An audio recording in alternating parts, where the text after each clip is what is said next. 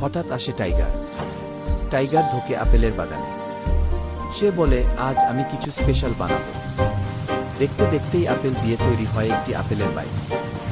Tiger হেসে বলে, bye bye, আর ছুটে চলে যায়।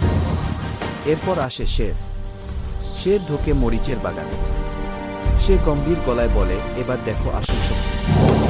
মরিচ দিয়ে তৈরি হয় একটি ফাস্ট বাইক। সে জোরে হেসে চলে যায়। এবার আসে ছোট্ট খরগোশ।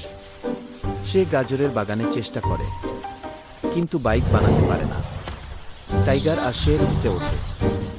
খরগোশ ক্যামেরার দিকে তাকিয়ে বলে, দোস্তরা, আমাকে একটু সাহায্য করো, জলদি লাইক আর সাবস্ক্রাইব দাও। হঠাৎ ম্যাজিক হয়। গাজর দিয়ে তৈরি হয় একটি গাজরের বাইক। খরগোশ খুশিতে বলে, ধন্যবাদ, আর সেও সোজা রাস্তায় ছুটে যায়।